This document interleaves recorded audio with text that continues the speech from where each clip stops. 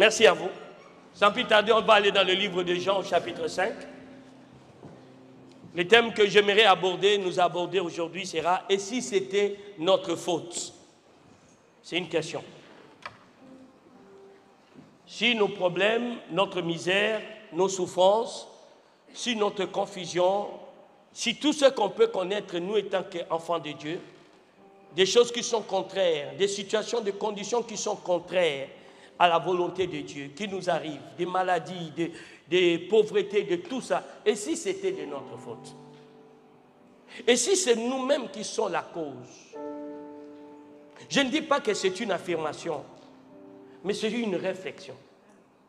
Si c'était nous qui attirons tous ces problèmes, des maladies, si c'était nous. Parce que lorsque nous allons au monde et nous partageons notre évangile, on est en train d'annoncer aux gens que si vous venez à Jésus, Jésus va répondre à vos besoins. Jésus va résoudre vos problèmes. Jésus va vous guérir. Mais quand eux-mêmes, ils nous voient nous-mêmes dans le même problème, dans les mêmes difficultés, ils se posent des questions si nous ne faisons pas de la démagogie.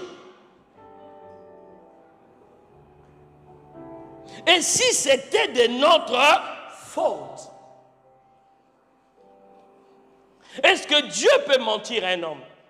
Lorsqu'il dit « Heureux celui qui se confie à l'Éternel », est-ce que Dieu peut mentir? Donnez-moi une seule raison pour laquelle Dieu peut mentir. Parce que pour que quelqu'un mente, il y a deux raisons. Première raison, il a peur d'être jugé. Deuxième raison, il est faux. Il ne peut pas être vrai. Mais Dieu ne peut pas parce qu'il a peur de personne. Et il est lui-même l'auteur de tout ce qui existe. Et il nous fait des très belles promesses. Il nous fait des choses, des promesses extraordinaires. Si on mettait ça dans un livre, beaucoup de gens deviendront enfants de Dieu. Si chacun de nous incarnait ce que Dieu nous promet par Abraham, en nous appelant ses héritiers et co-héritiers avec Christ, si chacun de nous manifestait cette vie-là, je peux vous assurer, beaucoup de gens se convertiront sans que tu leur dises qu'il y a un Dieu quelque part. Ta vie, ça sera une lettre que Dieu lui-même a écrite et les gens vont les lire. Je vous annonce déjà les bontés de l'Éternel envers notre bien-aimé frère Saint-Louis, que nous avons prié l'Éternel. Il est sorti du coma, il est retourné dans la chambre. Si on peut acclamer le Seigneur. Mais il est resté un peu longtemps. Il est resté, Madame Saint-Louis, pense que sache que je prie pour vous. Même si vous ne m'avez pas encore vu, je prie. J'ai fait 1 mois et demi en dehors. Mais quand le révérend John était venu, j'avais recommandé qu'il puisse venir vous rendre visite. Mais je crois que son emploi du temps n'avait pas permis. Mais il avait aussi l'intention. Aujourd'hui, après le culte, je me repose un peu. Je vais aller à l'hôpital. Et j'ai dit trop c'est trop. Saint-Louis doit sortir.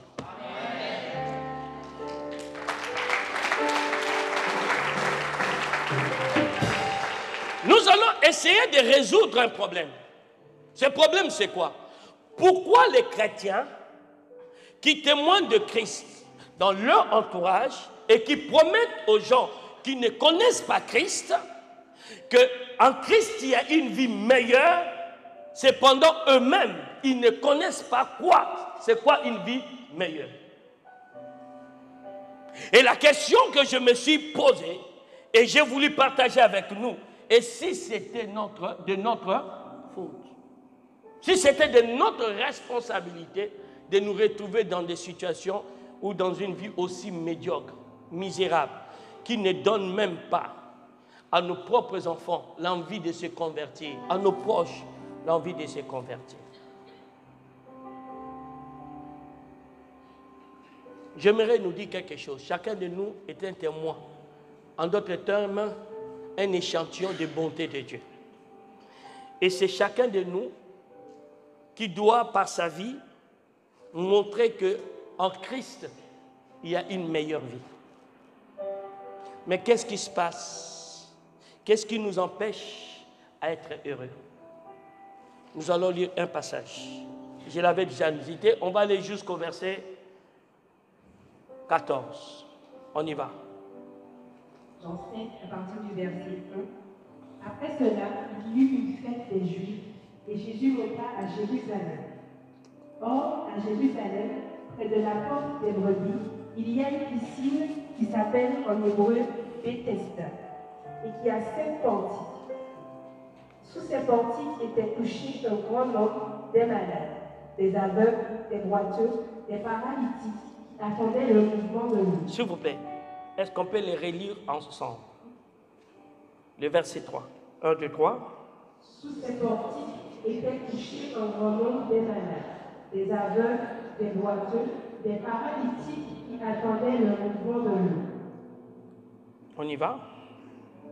Car un ange descendait de temps en temps dans la piscine et agitait l'eau.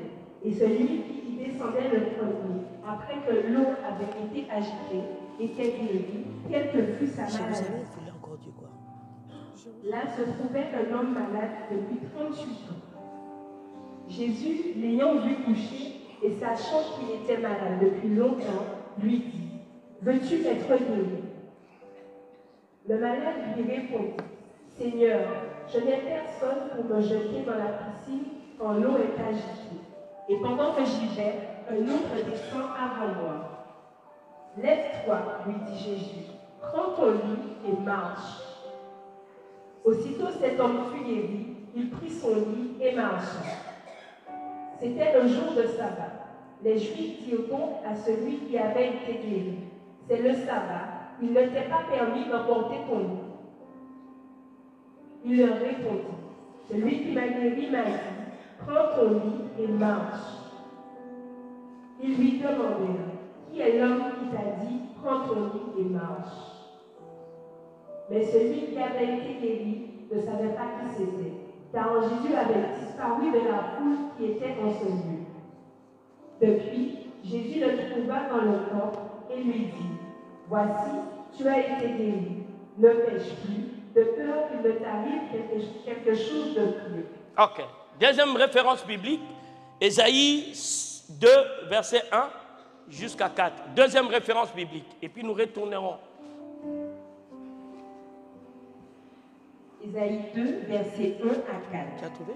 Prophétie d'Ésaïe, fils d'Amos, sur Juda et Jérusalem. Il arrivera dans la suite des temps que la montagne de la maison de l'Éternel sera fondée sur le sommet des montagnes, qu'elle s'élèvera par-dessus les collines et que toutes les nations y afflueront. Des peuples s'y rendront en foule et diront, « Venez et montons à la montagne de l'Éternel, à la maison du Dieu de Jacob, afin qu'il nous enseigne ses voies et que nous marchions dans ses sentiers. Car de Sion sortira la loi et de Jérusalem la parole de l'Éternel. Il sera le juge des nations, l'arbitre d'un grand nombre de peuples. De leurs glaives, ils forgeront des oyaux et de leurs lances des serpes. Une nation ne tirera plus l'épée contre une autre et l'on n'apprendra plus la guerre. Jérusalem fut là où cet homme vivait, qui était handicapé depuis combien d'années? 38 ans. Il faisait partie du peuple de Jérusalem. Et voilà la prophétie qui est donnée à Jérusalem. On dit le peuple de ce pays où la Jérusalem, la montagne de Sion, sera la plus haute montagne, c'est-à-dire le lieu le plus élevé, le plus glorieux, le plus exceptionnel. Et les nations afflueront, viendront en grand nombre à Jérusalem.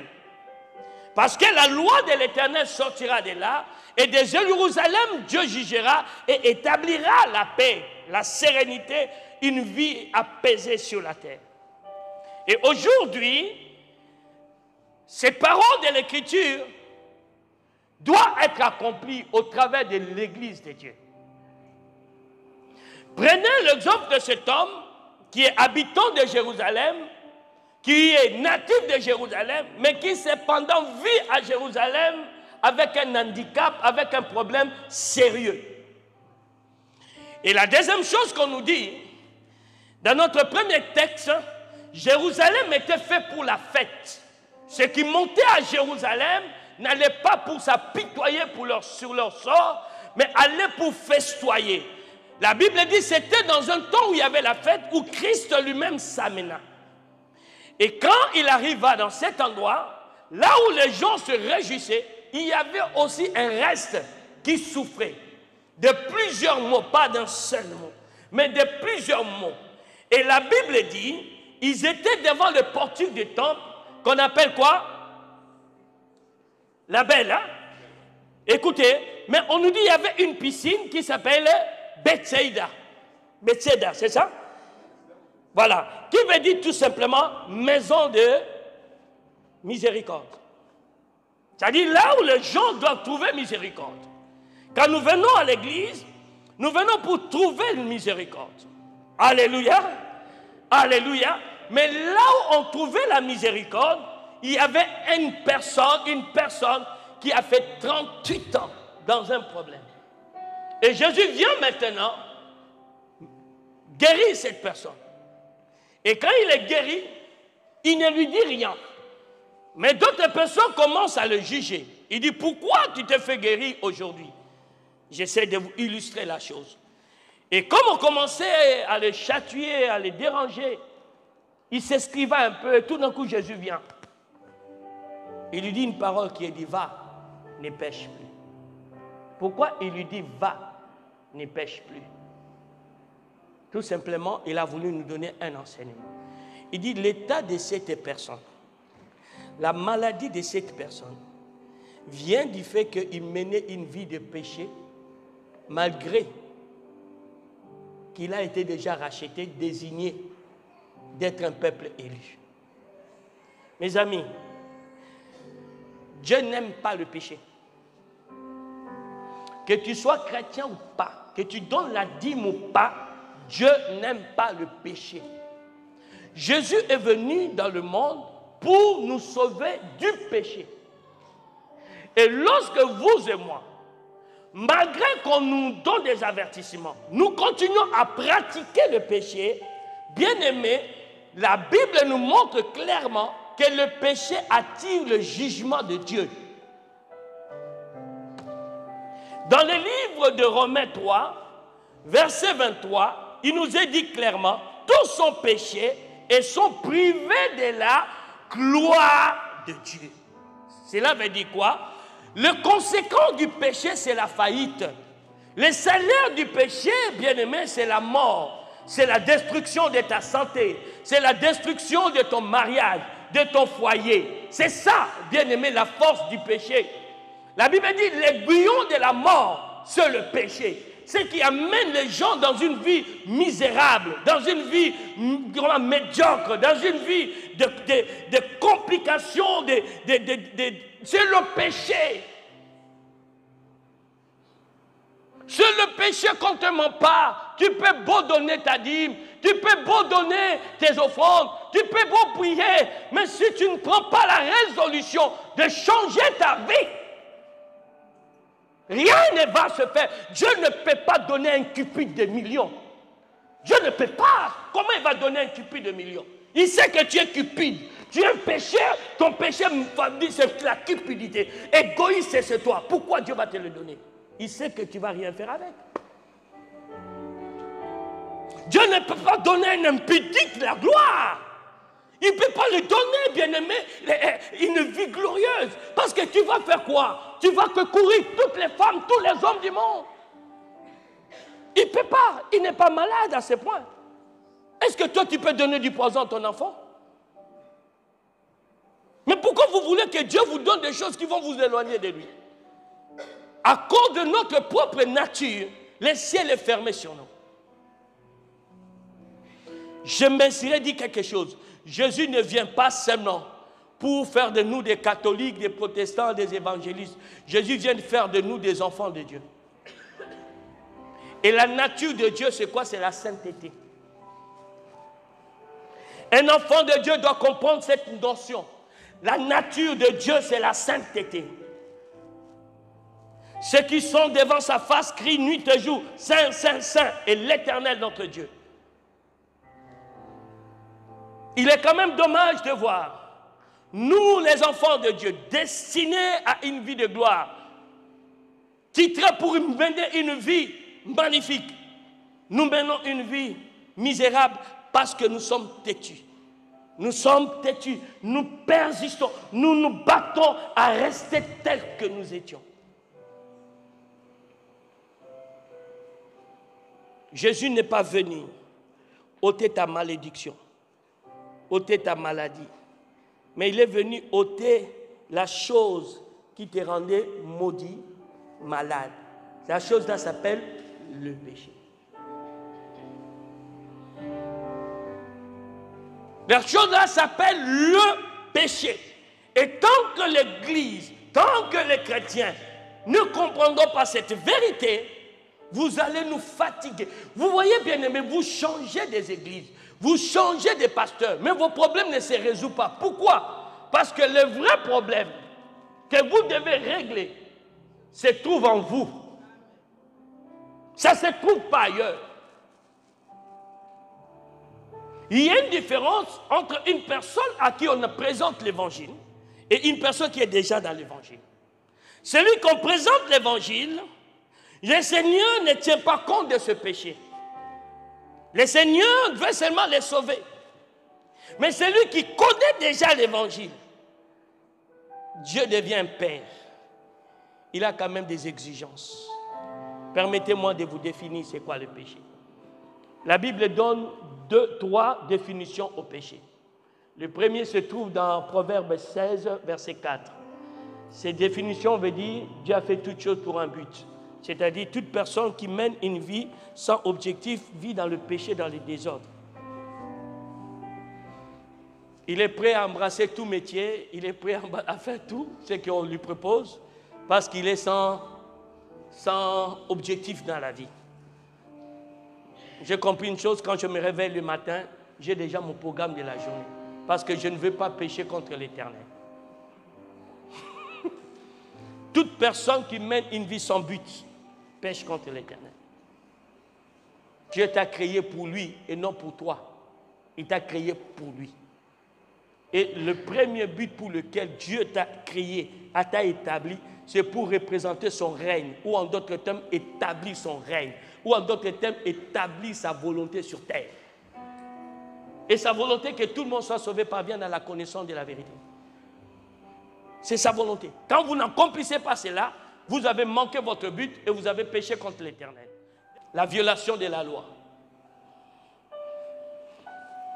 1 Jean au chapitre 3, verset 4, on nous dit, le péché c'est la transgression de la loi. La loi c'est quoi? J'aimerais expliquer quelque chose d'aussi simple pour que vous compreniez c'est quoi la loi. Le monde dans lequel vous vivez est régi des lois, des principes. Vous avez la loi de pesanteur, vous avez la loi aérodynamique, il y a plusieurs lois, la loi des bipolaires, il y a plusieurs lois. Ça, c'est le monde physique. Mais dites-vous aussi qu'il y a des lois qui régissent le monde spirituel. Et ces lois, c'est ce que Dieu a donné. Et Jésus l'a résumé par 2 mots. Il dit, la loi de Dieu consiste, tu aimeras l'Éternel ton Dieu de tout ton cœur, de toute ton âme et de toute ta force, et tu lui serviras, lui seul. Tu ne serviras pas maman, tu ne serviras pas l'argent, mais tu serviras Dieu, lui seul.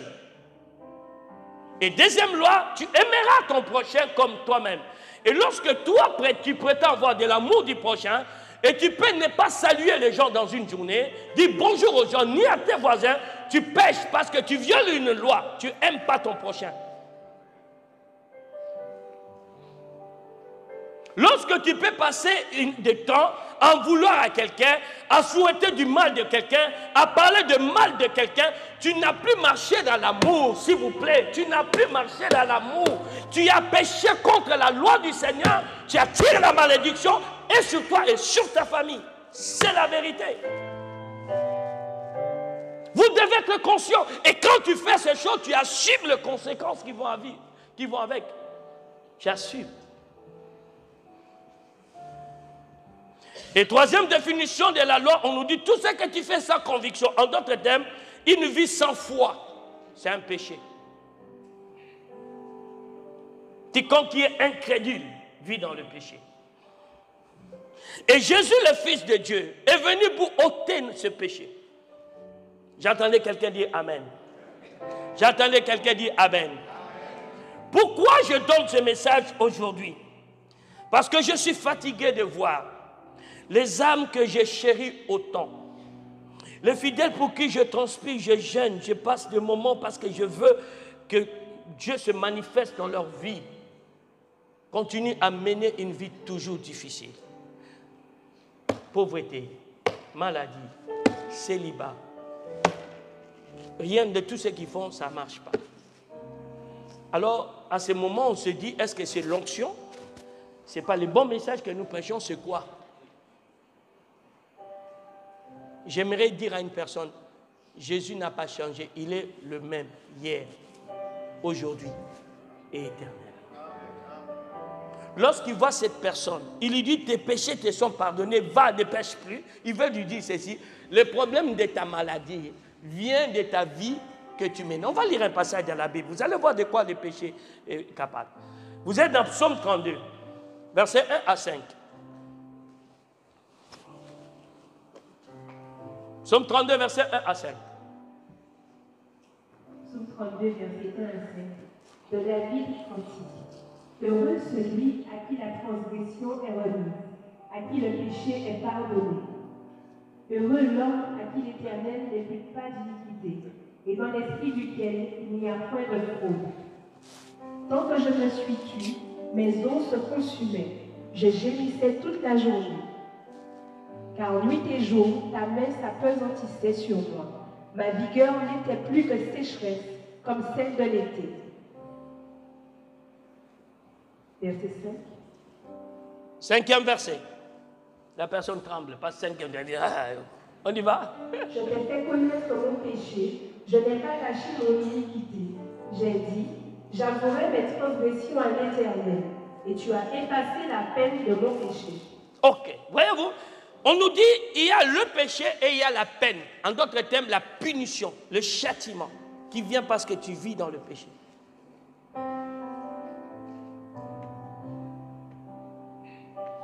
Vous péchez des fois dans votre bouche, vous péchez dans vos pensées, vous péchez dans vos actions, vous péchez. Et nous, bien aimés, ce qui me choque, les gens sont confortables à la vie du péché. Les gens là, les chrétiens, ils sont confortables. Mais quant à la vie de misère qu'ils mènent, ils ne sont pas d'accord. Non, mon ami, si tu veux avoir une vie bien, où tes enfants, tu leur vois réussir, ta vie sentimentale change, enlève le péché dans ta vie. Sinon, assume cette vie de médiocrité. Sinon, vis avec. Quand on appelle même, on va prier pour le malade, toi ne viens pas. Parce que tu sais que ta maladie vient de ton péché. Si, soyez honnête avec vous-même. Vous voulez nous mentir, pourquoi? Ma main commence même à devenir noire tellement j'impose les mains aux gens.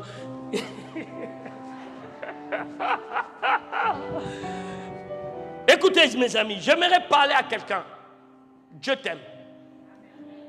Il a un seul souhait, que tu sois une personne épanouie et errée sur la terre. Je t'aime. Je dis encore à une personne, je t'aime. C'est pourquoi il me permet aujourd'hui de te parler. Le péché nous cause des problèmes. Ce n'est même pas le diable. Laissons le diable, pauvre diable, comme je lui ai chanté, pauvre diable, voyez bien aimé, laissez-les tranquilles. Réglez le problème avec votre Dieu. Va, ne pêche plus. Va, je te fais miséricorde, mais ne reproduis plus cette vie-là. Lorsque nous nous sommes convertis, on était des pécheurs. On était des pécheurs. On menait une vie de péché qui causait beaucoup de souffrance à nos parents et à notre entourage. Parce que quand tu souffres pas seul. Tous les gens qui t'aiment, compatissent, souffrent avec toi. Et lorsque nous avons embrassé l'évangile, on a compris une chose. Notre problème, notre souffrance ne venait pas d'une malédiction familiale, ni ancestrale, ni je ne sais pas quoi, parce qu'aujourd'hui, beaucoup de pasteurs vendent des choses qui ne sont plus vraies. Règle les problèmes avec le péché, tu verras si le diable peut encore t'approcher. Règle les problèmes avec le péché, tu verras si bien aimé, ton corps souffrira encore d'une maladie. Règle seulement. J'expliquais ça vendredi. La maladie, c'est une fléau. Toutes les maladies ne viennent pas que du diable. Il y a des maladies qui sont des fléaux que Dieu envoie à une personne qui persiste dans le péché malgré que Dieu l'appelle au salut. Il y a des blocages, bien aimés en Christ. J'ai connu, j'ai appris des choses, j'ai vu des choses qui m'ont choqué. Quand tu peux voir des chrétiens qui font des avortements sans état d'âme, tuer des bébés sans état d'âme, et leur conscience ne leur reproche de rien.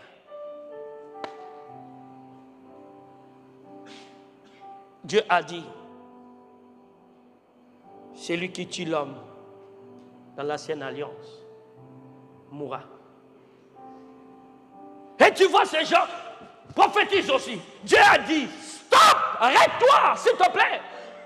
On doit arrêter ces choses. On envoûte l'église sans le savoir.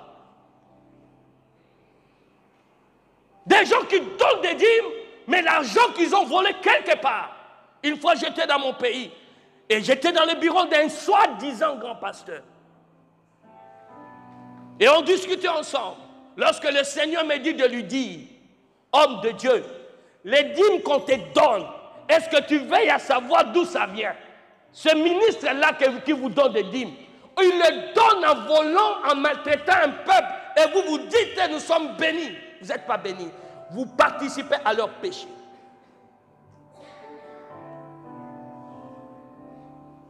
Église, répandons-nous pour que la paix vienne dans nos vies, pour que la joie vienne dans nos vies, pour que la sérénité vienne dans nos vies, pour que l'épanouissement vienne dans nos vies. Dieu veut nous voir heureux. Il ne t'a pas créé pour une vie de médiocrité, de souffrance, de manque. Jérusalem verdit simplement la ville de paix et de shalom. Toute personne qui est chrétienne doit connaître une vie de shalom, de paix, de tranquillité. Vous êtes dans un monde qui vous en veut, qui veut votre perte et qui crée des armes, des différentes armes pour votre destruction, telles que les maladies, telles que je ne sais pas quoi. Mais lorsque vous marchez dans l'intégrité comme Daniel, on peut te jeter dans le monde où il y a différentes sortes de lions. Les lions ne pourront pas te consommer. Le sida ne peut pas te toucher. L'AVC ne peut pas te toucher parce que tu as un corps sain. Ça ne peut pas te toucher. Il sait que ton corps là n'est pas n'importe quoi. Ton corps est sain.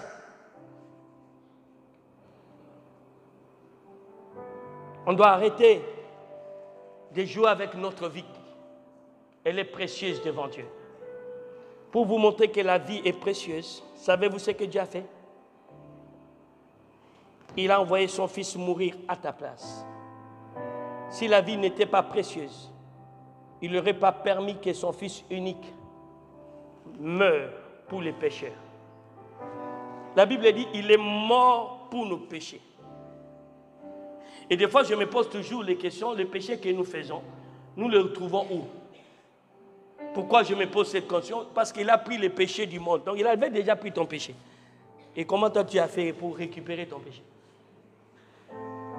Parce que la Bible dit, il est venu prendre ton péché et mourir pour le péché. J'aimerais insister et dire à nous, pas à vous qui m'écoutez, à nous comme on est là. Notre vie a de la valeur aux yeux de Dieu. La Bible dit, ce n'est pas avec des biens périssables que vous et moi, nous avons été rachetés. C'est par le sang précieux de Jésus. Racheter veut dire, tu as été récupéré du monde, de la corruption, pour appartenir à Dieu. Il faut que notre corps et notre esprit le glorifient. Ce matin, Dieu veut te tendre la main, te dire, chrétien, la manière que tu diriges ta vie, c'est ce qui cause ton problème. Il ne t'a pas sauvé pour la vie que tu mènes. Il ne t'a pas sauvé pour la vie que tu mènes. Quelqu'un peut dire un bon amen avec moi. Je disais, quelqu'un peut dire un bon amen avec moi. Je ne viens pas te pointer du doigt, te dire tu es mauvais, mais te prévenir, t'avertir. Tu as plus de valeur que tu le penses pour mener une vie aussi médiocre.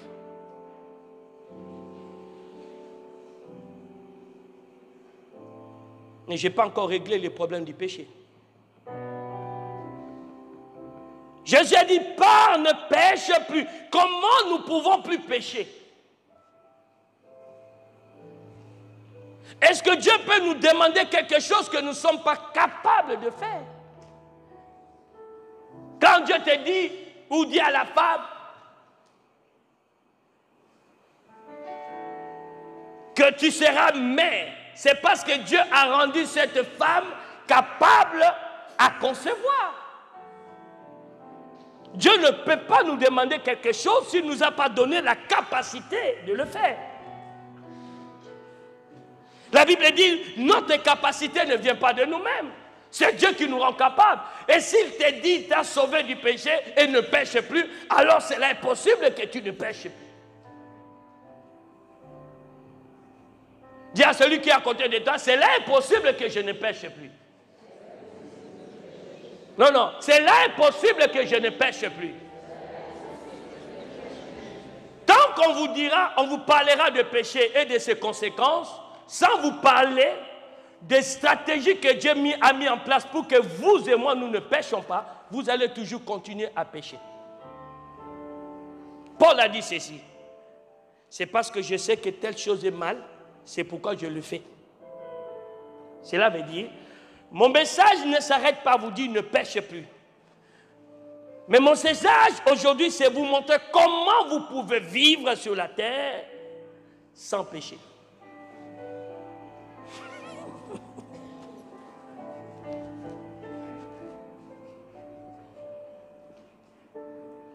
Pourquoi nous péchons?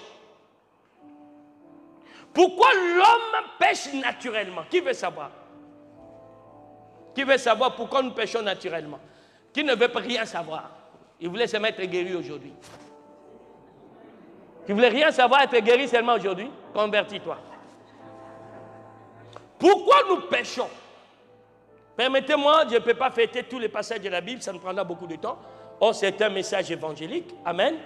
Nous péchons tout simplement parce que le péché est une sémence que nous avons héritée naturellement depuis Adam jusqu'à aujourd'hui. Nous naissions pécheurs, nous vivons pécheurs parce que c'est une sémence qui est à nous. C'est comme ça que Paul a dit, le bien que je veux faire, je n'arrive pas à faire. Mais le mal que je ne veux pas faire, c'est ce que je vois faire. Pourquoi? Parce que mon corps a été vendu au péché. C'est comme ça qu'on nous dit qu'on était esclave du péché. Alors, si le péché est une sémence, pour que tu puisses ne plus pécher, tu dois aussi recevoir une autre sémence. Et cette sémence-là, c'est quoi? C'est la parole de Dieu. La Bible dit la parole de Dieu est une sémence incorruptible qui régénère l'homme. J'ai pensé que c'était une bonne nouvelle. Je croyais que c'était une bonne nouvelle. Non, non, non, non, non. Je pensais, moi pour moi-même, c'était une bonne nouvelle. La parole de Dieu que vous mangez, que vous lisez, que vous comment on appelle ça? C'est une sémence. On va les trouver. Je ne l'avais pas préparé. Mais l'Esprit me conduit comme ça. Regardez une sémence incorruptible, s'il vous plaît. Trouvez-moi, c'est dans 1 Pierre. 1 ou 2. Verset 23. On peut lire verset 22, 23.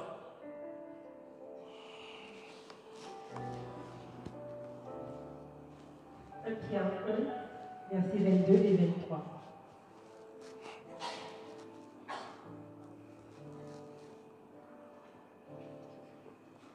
Ayant purifié vos âmes en obéissant à la vérité, pour avoir un amour fraternel sincère, aimez-vous ardemment les uns les autres de tout votre cœur. Puisque vous avez été régénérés, non par une semence corruptible, mais par une semence incorruptible, par la parole vivante et permanente de Dieu. La parole de Dieu fait quoi? Fait quoi la parole de Dieu? T'es régénéré. Régénéré veut dire quoi? Vous entendez le mot gène. Aujourd'hui, toutes nos informations génétiques, on peut savoir par tes gènes, tu es desquels, qui sont tes parents, ainsi de suite. On nous montre aussi, il y a un pouvoir qui est capable d'influencer tes gènes. Cette puissance s'appelle la parole vivante. J'aimerais nous dire ceci, nous péchons beaucoup parce que nous consommons moins la parole de Dieu. Je répète, nous péchons beaucoup parce que nous consommons moins la parole de Dieu. Jésus a dit, vous connaîtrez la vérité, c'est cette vérité-là qui vous rendra libre et non vous-même. On ne nous dit pas que vous allez devenir libre par vous-même. On dit non, quand tu connaîtras la vérité, quand tu laisseras cette vérité t'affranchir, cette vérité, à son tour, te rendra libre, sans être tenté. Je dis bien sans être tenté. Tu vois une personne vient, c'est donné à toi en cadeau. Il dit, fais avec moi ce que tu veux. Quand tu le regardes, tu n'éprouves aucune envie de sortir avec lui. Parce que la vérité t'a rendu libre de toutes ces choses. Quand tu es jeune, les autres te disent, allons dans la boîte de nuit. Alléluia. Ce sont tes amis, ce sont tes copains. Ils risquent de te traiter, je ne sais pas de quoi. Mais toi, tu ne te laisses pas tenter. Tu n'es même pas tenté. Parce que la vérité t'a déjà affranchi. Mais quand vous ne lisez pas la parole de Dieu, quand vous ne laissez pas cette parole vous affranchir, comment vous voulez mener une vie de sanctification sans laquelle nul ne verra Dieu? Donnez-moi la solution. Pas Dieu a donné sa solution. Vous, la vôtre, c'est quoi? Deuxième élément qui peut nous permettre de mener une vie de sanctification, c'est le Saint-Esprit. Le Saint-Esprit qui nous a été donné, nous a été donné pour une mission. Nous sommes dans les livres de Jean au chapitre 7, non, excuse-moi, 16, à partir du verset 7 jusqu'à 13.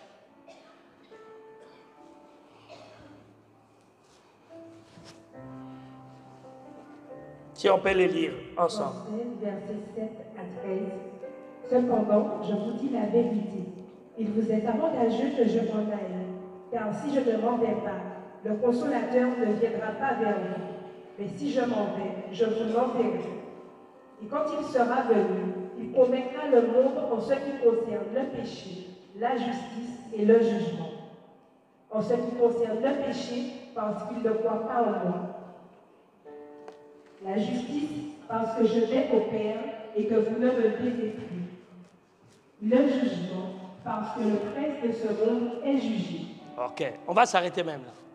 La Bible dit, lorsque le Saint-Esprit vient sur une personne, ou dans le monde, il vient d'abord dans le but de le convaincre, de le persuader de la nature du péché.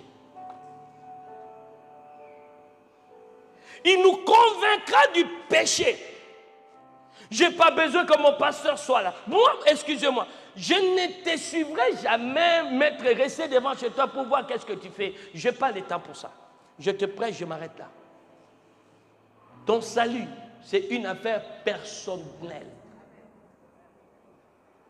Ton bonheur, c'est une affaire personnelle. J'aimerais vous faire un aveu. Ne pensez pas quand vous souffrez, moi je souffre. Il y a des moments, toi, tu souffres. Moi, je suis dans un bon restaurant en train de manger.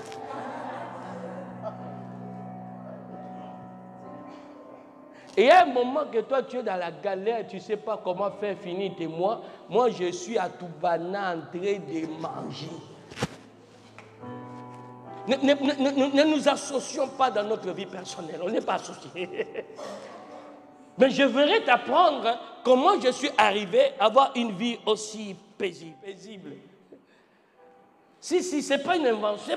C'est pas que je... Non. Bien-aimé, des fois, quand vous me voyez ici, je suis un grand stratège. C'est-à-dire, vous me voyez ici, vous voyez, il est malheureux, il n'est pas. Je suis quelqu'un de bien épanoui. Je profite bien de la vie. Je ne dors pas, ou j'ai mal ici, ou j'ai des soucis. Quel souci? Ton souci. C'est ton souci. Ce n'est pas le mien. Mais comment puis-je arriver à cela? Je vous donne des secrets. Tu les mets en pratique. On deviendra des jumeaux. Donne gloire à Dieu alors. Le Saint-Esprit que nous avons reçu n'a pas vocation seulement à nous faire balbuter, à nous faire prophétiser, à nous faire des miracles. Non, il a vocation à nous donner les caractères de Dieu. Il te rend quelqu'un de patient, quelqu'un de bon, quelqu'un qui a de l'amour, il te métamorphose. Il fait de toi un enfant de Dieu authentique. Le Saint-Esprit est là pour te métamorphoser, pour te transformer. Mais est-ce que vous l'écoutez toujours? Quand tu commences à être, comment je peux dire, sourdoyé par le péché, charmé par le péché, il y a aussi notre voix qui te dit, ne le fais pas, ça ne te correspond plus. C'est lui le Saint-Esprit. Regardez ce que Paul dit à Timothée dans Tite 3, plutôt à Tite 3, verset 5. Regardez ce qu'il parle encore, ce qu'il dit. Tite 3, verset 5. Il nous a sauvés, non à cause des œuvres de justice que nous aurions faites, mais selon sa miséricorde, par le baptême de la régénération et le renouvellement du Saint-Esprit. Voyez-vous, on nous dit par le baptême de la régénération et de renouvellement du Saint-Esprit. Donc cela veut dire quoi? Ce n'est plus tes efforts. C'est-à-dire, si tu te retrouves à un péché tu es nerveux parce que j'ai été, tu es hautain parce que je n'ai pas été, tu es orgueilleux parce que j'ai été, tu es insolent parce que je n'ai pas été, toi tu as été. Hypocrite. Quand le Saint-Esprit te montre que cette nature-là n'est pas bien, quand même toi-même tu ne peux pas, prie même beaucoup en langue, le Seigneur t'aidera à changer. Qui comprend ce chant de Dieu? Puis en langue, tu t'assois comme ça. Oh, raka, shaka, raka. Seigneur, je suis fatigué de cette nature-là. Ça me répond, ça me correspond. Le Saint-Esprit viendra, il va commencer à te donner des capacités. C'est pourquoi j'ai dit aux chrétiens qui parlent la langue, qui ont reçu le baptême du Saint-Esprit, qui parlent la langue, mais qui ne le parlent pas souvent, vous ne pouvez pas être fort. Le péché va dominer toujours sur vous. Vous savez, j'ai remarqué que le parler la langue renouvelle même ma mémoire. Je peux oublier quelque chose. J'ai oublié quelque chose, je ne sais pas où je l'ai mis. Quand je parle la langue, le Saint-Esprit me montre là où j'ai mis la chose. Donc s'il peut me montrer ce que même des routes, il peut aussi me montrer, dire, tu peux être capable de surmonter cette tentation. Et j'ai toujours cette histoire que je ne peux pas oublier. Et je vais vous en parler. Critiquez-moi, amen. Appréciez, amen. Mais c'est ma vie. Ça fait partie de mon CV. Avant d'accéder au ministère pastoral, après avoir marché une vie intègre, je me retrouve en face d'une tentation sans précédent. Je travaillais à l'époque et une jeune dame avec une jolibilité, tu ne peux pas résister. Elle vient là où je travaillais, elle commence à me charmer. Et je me suis retrouvé hypnotisé par son charme.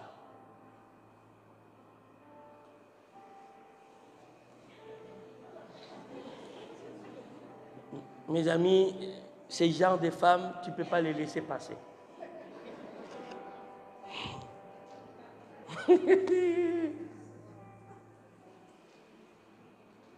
Et j'ai été séduit. Mais à la veille, quelques mois avant d'être ordonné,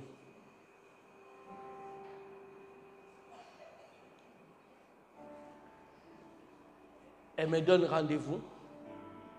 Je n'ai même pas eu besoin de les draguer, elle-même m'a dragué.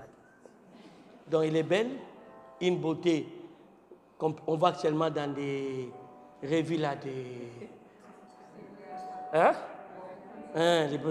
revues là, dans les trucs de tourisme là. Donc, dans la nature comme ça, tu ne le vois pas. Les yeux de cette femme, my God. Hypnotisé.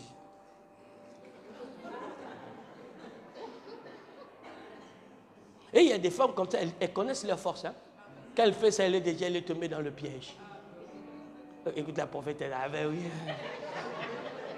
Je suis rentré chez moi. On s'est donné rendez-vous, c'était un samedi.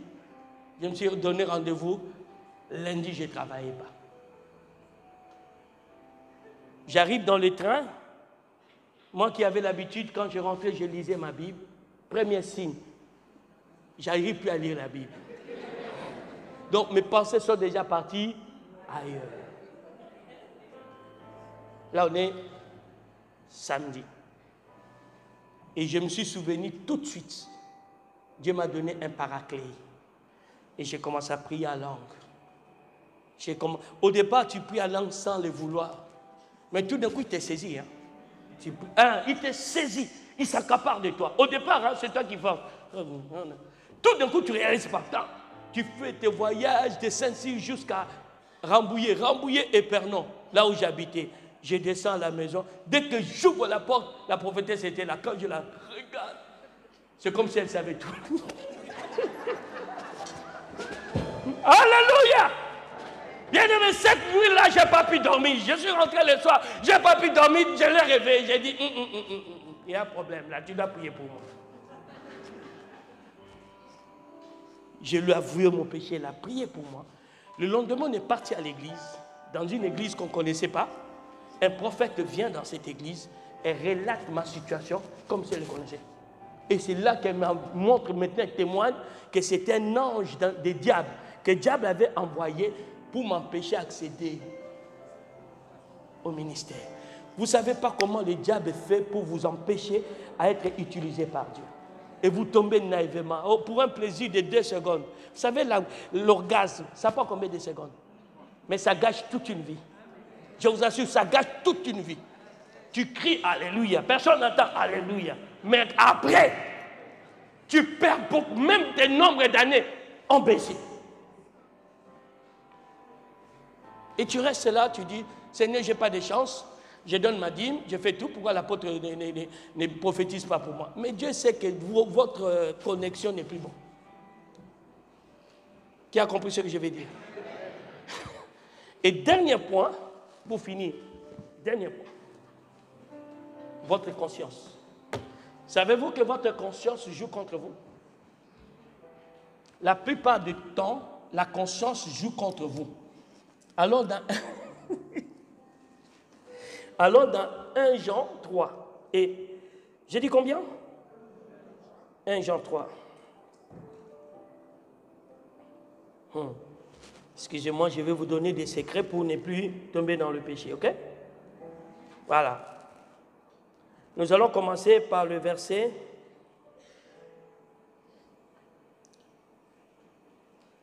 19.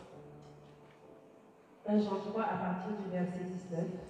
Par là, nous connaîtrons que nous sommes de la vérité et nous rassurerons nos cœurs devant lui. Notez ces mots, nous rassurerons nos cœurs. On y va? Car si notre cœur nous condamne, Dieu est plus grand que notre cœur et il connaît toutes choses. Bien-aimés, si notre cœur ne nous condamne pas, nous avons de l'assurance devant Dieu.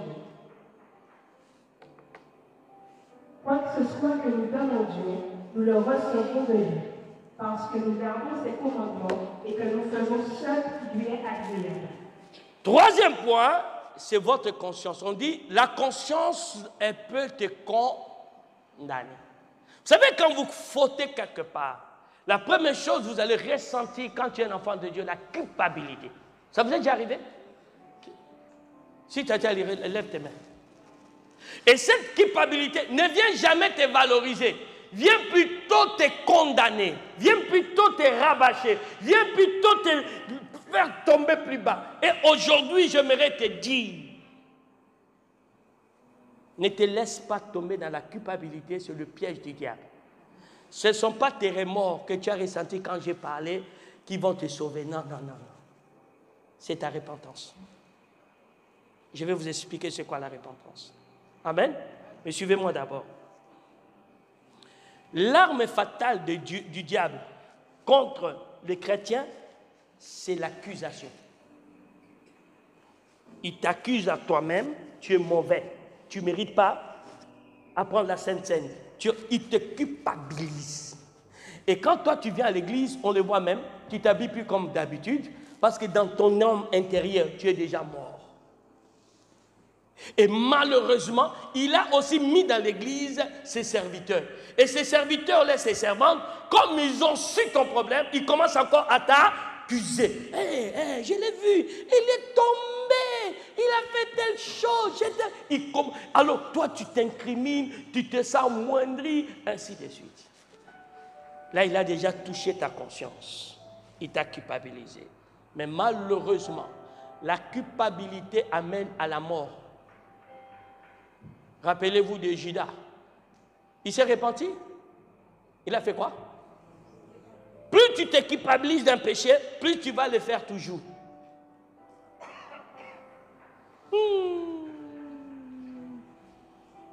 Si. Mais comment maintenant faire? C'est là où la foi intervient. C'est là où quoi? La foi intervient. La foi te dit quoi? Tu as péché, c'est pas grave. Tu as un agneau qui était mort pour toi. Demande pardon, purifie-toi par son sang et renoue avec ton Père. Maintenant, je vais vous montrer comment la Bible en parle. Jésus dit ceci, quand une personne avait 100 brebis, il vient d'en perdre une. Qu'est-ce qu'il fait? Il laisse le 99 pour aller chercher la brebis égarée. Est-ce que c'est la brebis égarée qui le cherche ou c'est lui qui cherche la brebis égarée? Je réponds, c'est la brebis égarée qui cherche le berger ou c'est le berger qui cherche la brebis égarée? Donc dis-toi, quand tu es tombé, le Seigneur commence à te chercher. Les gens vont te condamner, mais lui il commence à voir comment il va te récupérer. Lui commence à te chercher. Lui commence à te chercher. Il est où? Il est où? Il est où? Quelqu'un peut dire amen avec moi? Il commence à te... Il est prêt à laisser Victor à l'église. Il est prêt à laisser Fanélie à l'église. Il est prêt à laisser Christine à l'église. Il est prêt à laisser Gina à l'église. Il va chercher celui qui se culpabilise, celui qui est tombé. Pourquoi? Parce qu'il est ton père. Nous, nous ne sommes pas tes parents, mais c'est Dieu qui est ton père. Et comme un bon père, il ne veut pas te laisser te perdre. C'est comme ça, Paul a dit, il n'y a plus de condamnation pour ceux qui sont en Jésus-Christ. Qui accusera les élus de Dieu? Christ est mort pour eux, il est ressuscité, il est assis à la droite de Dieu, il intercède pour eux. J'ai dit à quelqu'un, ne laisse plus le diable te culpabiliser. Accepte l'amour de Dieu, cela te suffit. Maintenant, c'est quoi la repentance?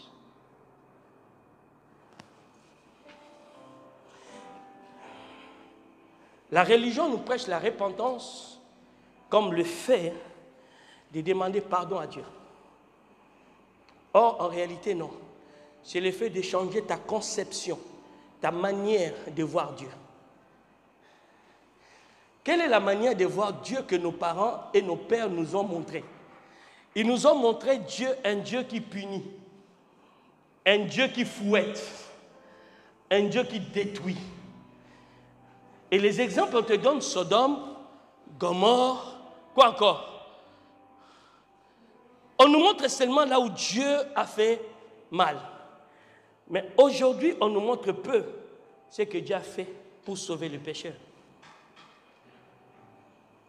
Savez-vous que l'amour de Dieu est plus fort que la sainteté de Dieu? Je réponds. Savez-vous que l'amour de Dieu est plus fort que la sainteté de Dieu? Je vais vous expliquer la différence entre les deux. La sainteté, c'est le statut divin. L'amour, c'est la nature divine. C'est pourquoi ceux qui sont assis devant son trône, ils voient l'amour ou la sainteté. C'est que les 24 vieillards ne voient pas l'amour, ils voient la sainteté. Saint, saint, saint, parce que c'est son statut. Mais ceux qui sont assis dans les séjours de mort, ceux qui sont assis dans le péché, et ils ne voient pas la sainteté, et ils voient un Dieu d'amour. Et j'aimerais parler à un pécheur aujourd'hui, qui a entendu ce message, et qui s'est culpabilisé, et qui n'avait plus besoin, envie de prier, ni de venir à l'église, ni d'être un bon chrétien. Ton péché ne te sépare pas de Dieu. Ton péché peut être une occasion que Dieu te montre qu'il t'aime.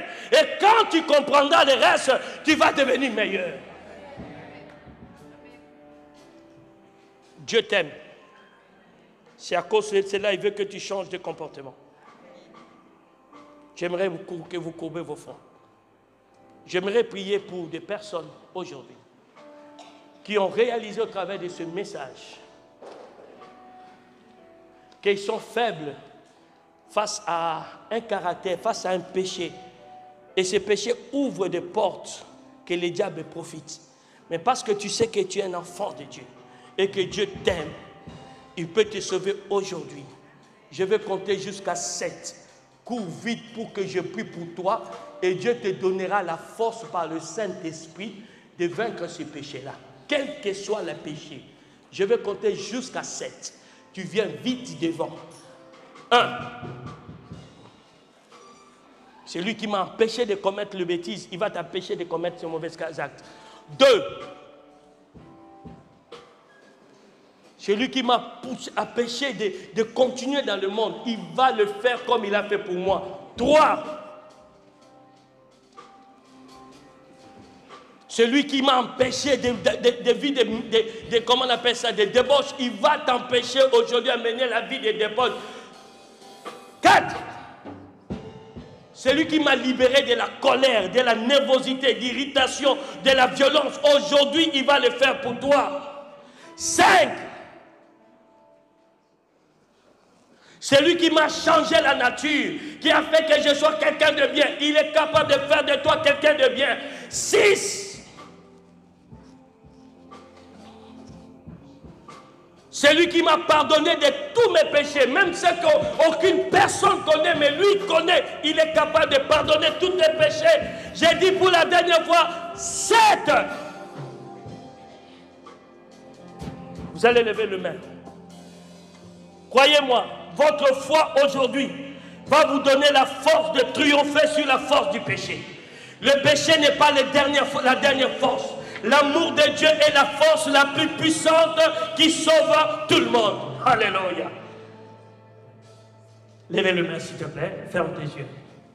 Détends-toi. Dites après moi. Je me souviens des miséricordes de Dieu. Ils ne sont pas arrivés à leur terme. Ni ses compassions ne sont pas arrivés à leur terme. Il le renouvelle tous les matins pour nous. Je viens implorer le Dieu de miséricorde. Celui qui prend plaisir à la miséricorde et qui permet à ce que la miséricorde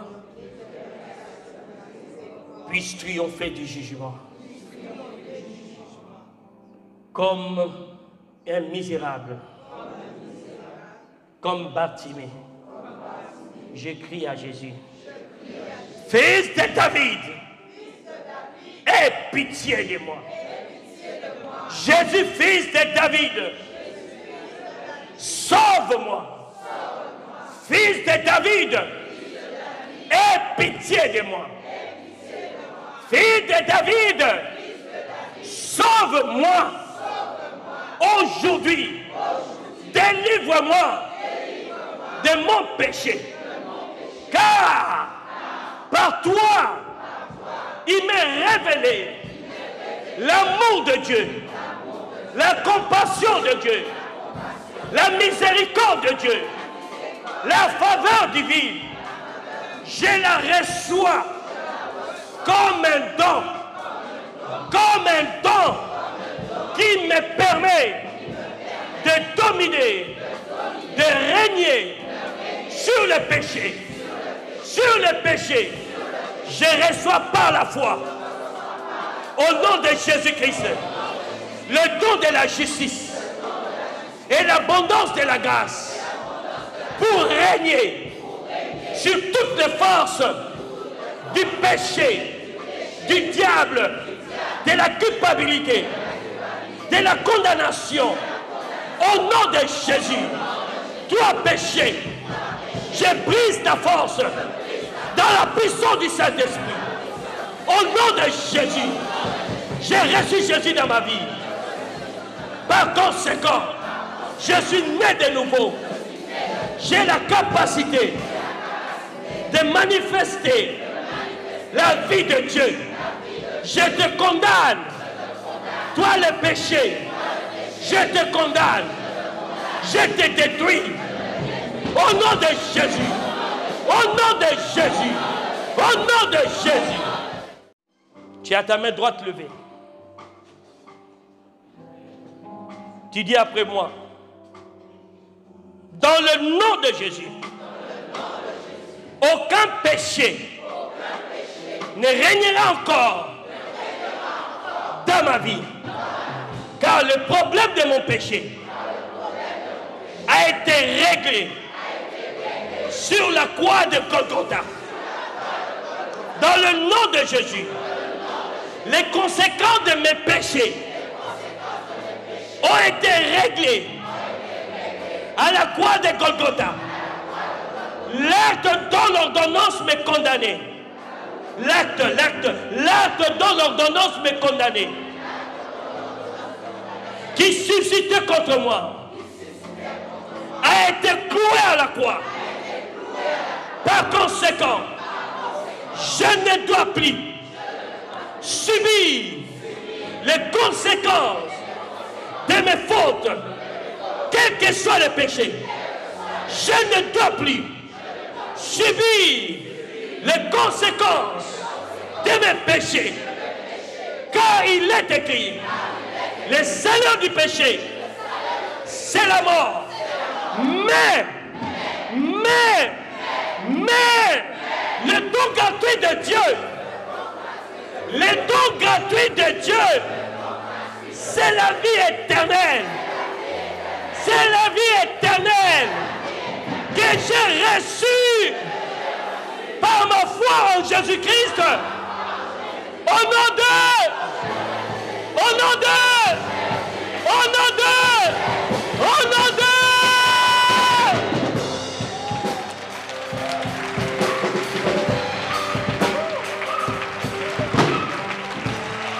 Les conséquences des péchés sont en train d'être détruites. Continuez à clamer, les conséquences des péchés seront détruites.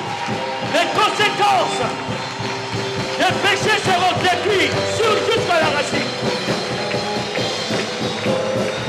Tu paieras plus pour ta faute, Jésus a payé.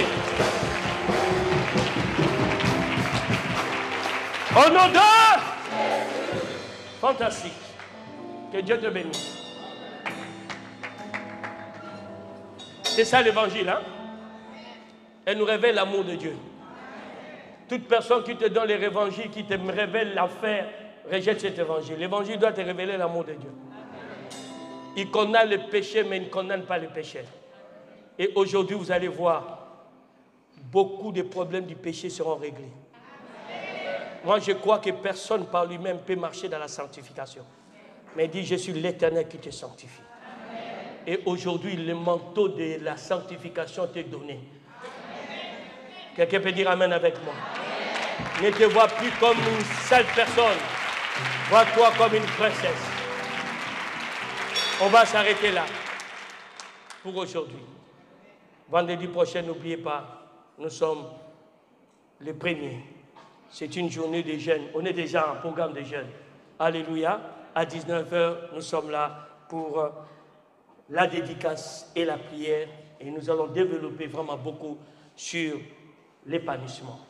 Je ne sais pas, c'est un témoignage de l'esprit que j'ai. Je veux que vous meniez une vie épanouie. Pas pour moi, pas pour vous, pour lui. Pas pour moi, pas pour moi. Pour lui. Pas pour la publicité des arbres de vie. Pour que le monde voit par vous, il y a un Dieu quelque part. Avec tout le respect que je te dois, je te prie de te lever.